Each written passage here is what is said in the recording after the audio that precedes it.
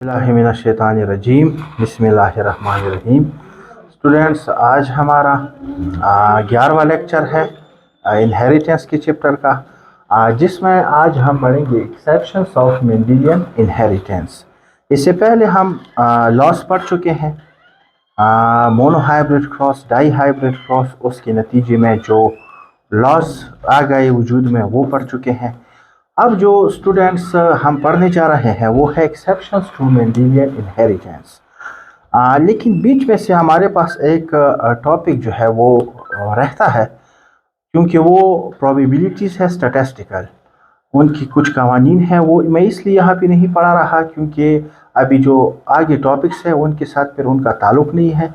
जब हम gene linkage, sex determination, उसके बारे में हम पढ़ेंगे, सेक्स लिंक्ड ट्रेट्स के बारे में, फिर मैं वहाँ पे वो रूल्स भी पढ़ाऊँगा और आप लोगों को टॉपिक के साथ आसानी भी हो जाएगी। ठीक है स्टूडेंट्स, तो अब स्टार्ट करते हैं एक्सेप्शंस ऑफ मेंडेलियन इनहेरिटेंस। ये जो टॉपिक है बड़ा आसान टॉपिक है। इसका मतलब ये है कि ये उस वक्त की बात है जब जेनेटिक्स इनहेरिटेंस के बारे में मालूमात जो है साइंटिस्ट ज़्यादा इकट्ठा करने लगे, तो नए नए जो प्रिंसिपल्स थे वो सामने आने लगे। ठीक है, तो ये जब मेंडल जिस वक्त इनहेरिटेंस पे काम कर रहा था, उस वक्त ने इनहेरिटेंस और जेनेटिक्स के बारे में जो स्टडी थी, साइटोलॉजी के बारे में, वो ज़्यादा हमारे पास ग्राउंड नहीं थी। ज़्यादा साइंटिस्ट को साइटोलॉजी, जेनेटिक्स, इनहेरिटेंस के बारे में मालूम नहीं था, क्योंकि वो इनिशियल स्टेज पे थी।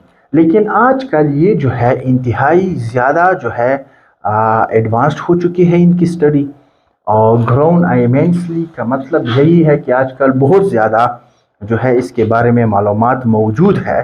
तो लिहाजा इसीलिए कहते हैं कि आजकल ये अंडरस्टूड है कि कितने वेज पैटर्न में हमारे पास एलील्स एक दूसरे के साथ इंटरेक्ट करते हैं। ठीक है, अपने कंट्रास्टिंग पार्टनर के साथ कैसे इंटरेक्ट करते हैं, वो जीन जिसके जो कि क्रोमोसोम के एक ही लोकस पे पड़ा हो और उसके एलील्स आपस में कैसे इंटरेक्शन करते हैं, उसके बारे में बहुत ज़्यादा मालूमात जो है आजकल मौजूद है। तो स्टूडेंट्स देखिए, यही चीज़ हम पढ़ेंगे। दो चीज़ें हैं, एक टॉपिक बाद में भी आएगा, जीन इंटरेक्शन। एक होता है एलेलिक इंटरेक्शन, एक होता है जीन इंटरेक्शन। जीन इंटरेक्शन का मतलब ये है कि एक क्रोमोसोम के दो मुख्तलिफ लोकाई पे दो जीन्स मौजूद हो, वो एक दूसरे के साथ इंटरेक्शन करे, वो है जीन इंटरेक्शन। और एक है एलेलिक इंटरेक्शन। एलेलिक इंटरेक्शन का मतलब है कि एक ही जीन, क्रोमोसोम के एक ही लोकस पे एक ही जीन मौजूद हो और उसके अंदर जो एलील मौजूद हो, उनका आपस में जो इंटरेक्शन है, उनका आपस में जो एक दूसरे पे असर है, उसको फिर हम एलेलिक इंटरेक्शन कहते हैं। मतलब ये है कि ये जो बात हमने यहाँ पे चीड़ी है कि how many ways alleles interact with their contrasting partner allele at the same locus. मतलब ये है कि ये हमारे पास एक ही जीन के अंदर जो एलेलिक इंटरेक्शंस है उनके बारे में बात हो रही है। ठीक है, एक जीन का दूसरे जीन के साथ कोई ताल्लुक नहीं है, जो कि नेक्स्ट आगे आ रहा है वो जीन इंटरेक्शन है, उसके साथ इसको कंफ्यूज नहीं करना। तो ऐसा रिलेशनशिप जिसमें हमारे पास contrasting allele at the same locus heterozygous state में एक दूसरे के साथ जब इंटरेक्शन कर ले, उनको फिर हम डोमिनेंस रिलेशन कहते हैं। ठीक है, कौन से रिलेशन कहते हैं? Dominance relationship. तो एक्सेप्शन ऑफ मेंडेलियन इनहेरिटेंस में एक चीज़ सामने नजर आएगी, उसको हम क्या कहेंगे स्टूडेंट्स? वो डोमिनेंस रिलेशनशिप है। डोमिनेंस रिलेशनशिप के लिए एक चीज़ ज़रूरी है जो मैंने हाईलाइट करके यहाँ पे लिखा है, हेटेरोजाइगस स्टेट। इनका ताल्लुक हमारे पास हेटेरोजाइगस जीन या हेटेरोजाइगस एलील्स के साथ है। मतलब कि होमोजाइगस कंडीशन में कोई कॉन्सेप्ट नहीं है डोमिनेंस रिलेशन का। इसलिए कहते हैं such relationships between the contrasting alleles at the same locus in heterozygous state known as dominance relationship. मतलब डोमिनेंस रिलेशनशिप वो है कि हेट्रोजाइगस स्टेट में एक जीन मौजूद है और उसके अंदर एक एलील दूसरे एलील्स के साथ इंटरेक्शन कैसे करता है, उसको हम क्या कहते हैं, हम डोमिनेंस रिलेशनशिप। अलबत्ता मेंडल ने जो अपने दौर में काम किया था, उन्होंने ऑब्जर्व किया था डोमिनेंस रिलेशन का सिर्फ एक फॉर्म ऑब्जर्व किया था और एक्सप्लेन किया था, जिसको हम क्या कहते हैं स्टूडेंट्स, कंप्लीट डोमिनेंस। ये जो मैंने हाईलाइट करके लिखा है, इसका मतलब है कि मेंडल ने जो काम किया था उस वक्त, वो हमारे पास किस चीज़ के बारे में था स्टूडेंट्स, वो अपने तौर पे जो पी प्लांट पे उन्होंने काम किया था, उसके रिजल्ट में डोमिनेंस रिलेशन के हवाले से सिर्फ एक रिलेशन के बारे में उसने एक्सप्लेनेशन दी थी, जिसको डोमिनेंस रिलेशन कहते हैं, कंप्लीट डोमिनेंस कहते हैं। ठीक है, लेकिन बाद में हमारे पास ज़्यादातर जेनेटिक्स जब आ गए तो वो इसके काबिल भी बन गए कि इसके अलावा जो मेंडल ने एक्सप्लेन नहीं किया था भी हमारे पास डोमिनेंस रिलेशनशिप मौजूद है। ठीक है, तो इसको फिर एक्सप्लेन किया, सेवरल एक्सेप्शंस को फिर इन साइंटिस्ट जो है इन्होंने सामने लाया, जो कि हमारे पास मेंडेलियन इनहेरिटेंस के साथ उनका ताल्लुक नहीं था, तो जो कि उसने उस दौर में एक्सप्लेन नहीं किया था, किस चीज़ की बुनियाद पे, कंप्लीट डोमिनेंस की बुनियाद पे, या हम ये भी कह सकते हैं कि ऐसे रिलेशनशिप मेंडल के कंप्लीट डोमिनेंस रिलेशन के प्रिंसिपल पे की बुनियाद पे वो एक्सप्लेन नहीं हो सकते थे।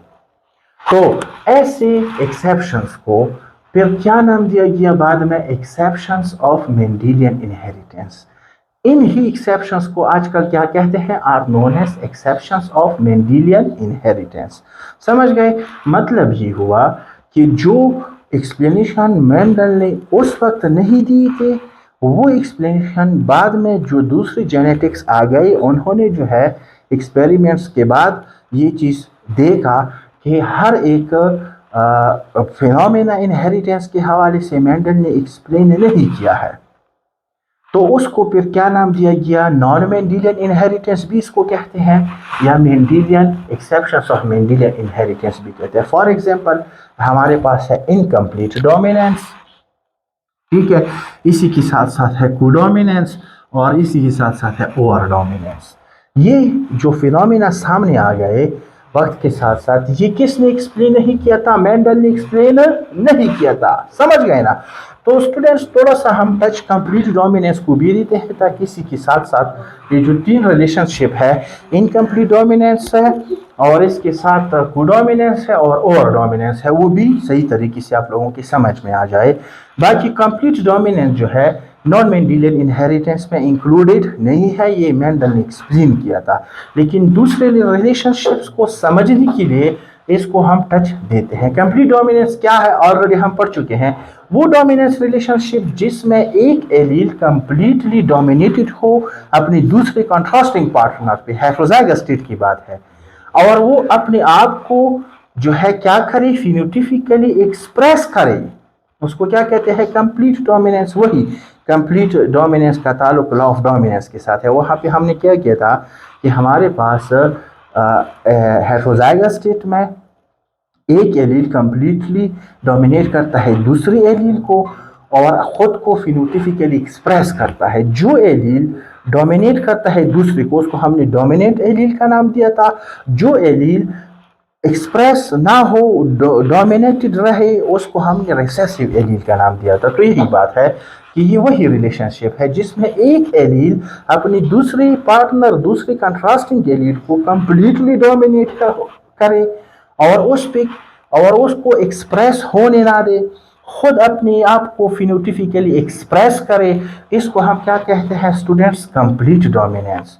ये जो है मेंडल ने एक्सप्लेन किया था, इसका कोई ताल्लुक नहीं नॉन मेंडेलियन इनहेरिटेंस के साथ है। फॉर एग्जांपल एक मिसाल लेते हैं, यही चीज़ हमने पहले भी पढ़ा है।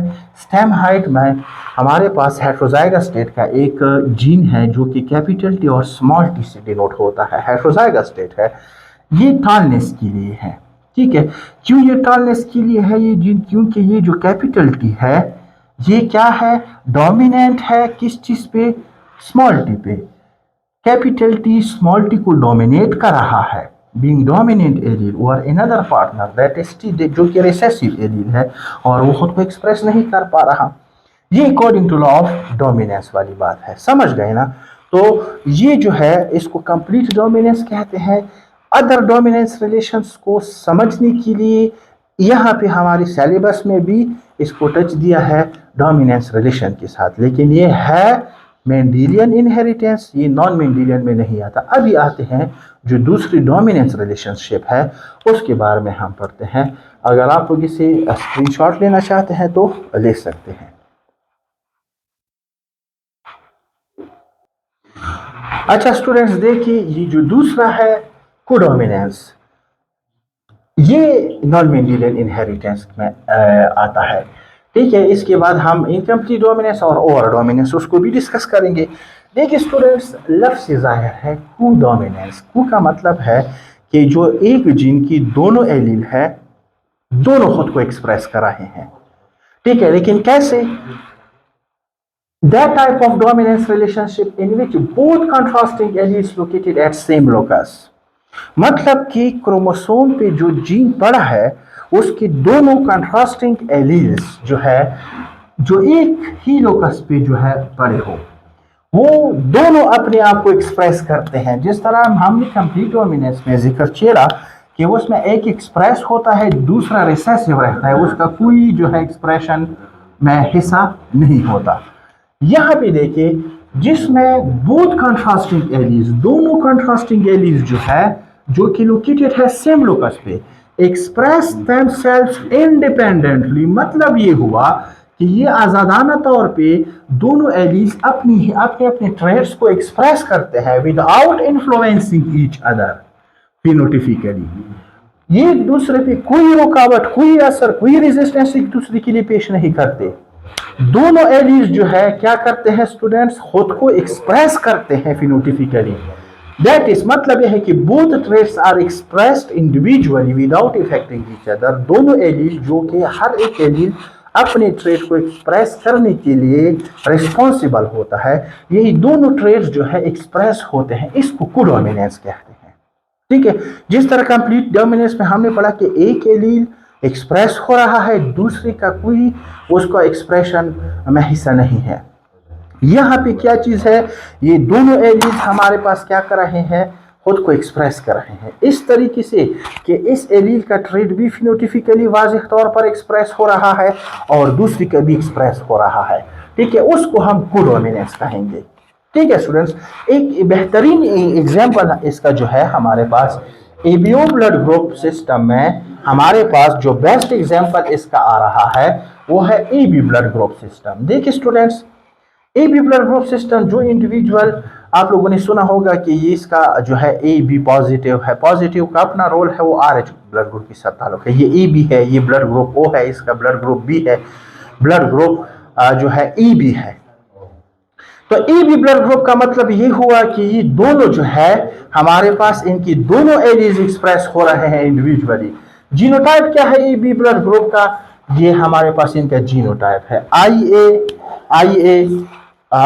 और IB, capital IA capital IB। अब देखिए IA जो एलील है ये हमारे पास एक एलील है, एक पार्टनर है जीन I का जो कि लोकेटेड होता है क्रोमोसोम 19 पे। ये जीन I जो है कंट्रोल करता है कौन से कैरेक्टर को, एबीओ ब्लड ग्रुप को। और इसका जो दूसरा पार्टनर है वो IB है। ये दोनों देखिए another contrasting allele of the same gene, इसी जीन का दूसरा कंट्रास्टिंग एलील है, ये दूसरा कंट्रास्टिंग एलील। अब देखिए ये दोनों खुद को एक्सप्रेस कर रहे हैं, दोनों मतलब ये है कि so both I and IB are expressed independently and hence an individual become EB blood group by having both antigens A and antigen B on RBC surface। मतलब है कि ये भी हमारे पास अपने कैरेक्टर को एक्सप्रेस कर रहा है फिनोटिफिकली, ये भी एक्सप्रेस कर रहा है। आई हमारे पास आरबीसी की सरफेस पे क्या बना रहा है, एंटीजन ए बना रहा है। आई भी क्या बना रहा है, एंटीजन बी बना रहा है। तो दोनों बन रहे हैं, इसीलिए जब भी ब्लड ग्रुप का हम टेस्ट करेंगे ऐसे इंडिविजुअल का तो वो वहाँ पे अनाउंस होगा कि इसका ब्लड ग्रुप जो है वो ए बी है। तो यहाँ पे हमारे पास ऐसा नहीं है कि आई ए डोमिनेटेड है आई बी पे या आई भी डोमिनेटेड है आई ए पे, ये अपने तरीके से एक्सप्रेस हो रहा है, अपनी तरीके से एक्सप्रेस हो रहा है। तो इस टाइप ऑफ डोमिनेंस रिलेशन को हम स्टूडेंट्स को डोमिनेंस कहेंगे। समझ गए ना स्टूडेंट्स? तो ये था इसी लेक्चर का पहला हिस्सा, जिसमें हमने कंप्लीट डोमिनेंस और इनकम्प्लीट को डोमिनेंस के बारे में जिक्र किया। इसकी नेक्स्ट लेक्चर पार्ट बी में हम डिस्कस करेंगे incomplete dominance and over dominance. समझ गए स्टूडेंट? जो भी क्वेश्चन बनता हो आप लोगों का, आप लोग पूछ सकते हैं। आसान टॉपिक था, कमेंट सेक्शन में आप लोगों को फिर आंसर मिल जाएगा। बाकी इंशाल्लाह मिलते हैं इस लेक्चर की दूसरे हिस्से में। Thank you very much.